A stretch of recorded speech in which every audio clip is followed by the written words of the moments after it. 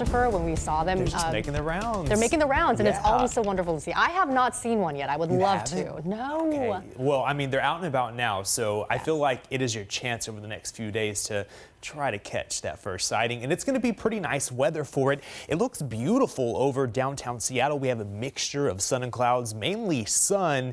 It doesn't feel beautiful, though. Unless you like the cooler weather, then I think this is right up your alley. We're sitting at 43 degrees, a north wind at 5 miles per hour.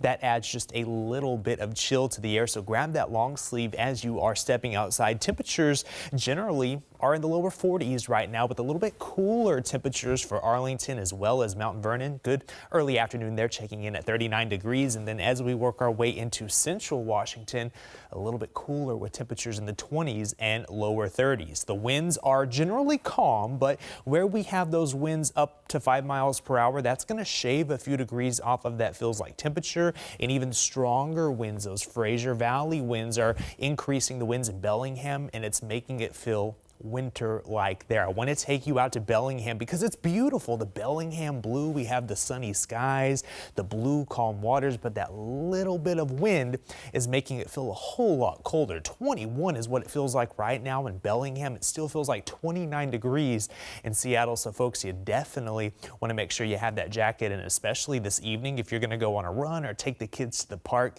bundle the kids up and yourself. We're going to see those temperatures running pretty chilly as we work our way over the next few days. We're going to see that possibility of hitting 32 degrees Wednesday and Thursday at SeaTac. We hit 32 this morning. That's the first time we hit freezing since April 13th. So we saw the first freeze of the season at SeaTac, and we have another couple nights of chilly temperatures. So you want to make sure that you protect that sensitive vegetation, bring the pets inside, you dress in layers, especially if you're going to commute to work on a bike, and make sure those kiddos are bundled up as well.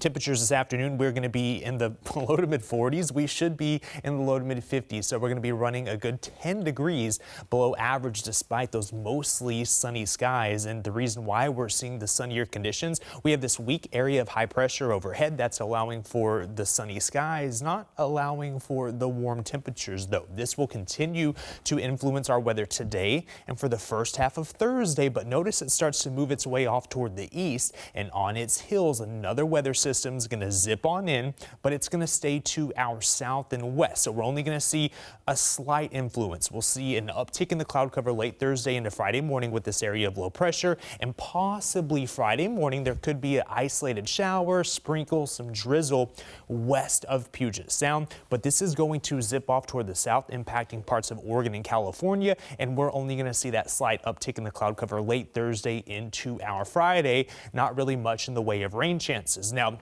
we're quiet here with the high pressure, but parts of the lower 48 are seeing some very impactful weather. We have an area of low pressure. This is the next winter storm. This is going to impact the Intermountain West, and it's going to eventually turn into a blizzard for parts of the northern plains. We're talking about South Dakota and North Dakota, even dumping some snow down into northern and central parts of Arizona. And folks, we have Tropical Storm Nicole, 70-mile-per-hour winds expected to become a hurricane over the next few hours, making landfall in Florida, and that's going to bring some heavy rain into the southeast as well as the mid-Atlantic, but we're looking pretty quiet. We're going to see temperatures running well below average in the 40s for highs, overnight lows in the 30s, but we do see temperatures climb up into the lower 50s by Monday and Tuesday. Christine, that's a little bit closer to average.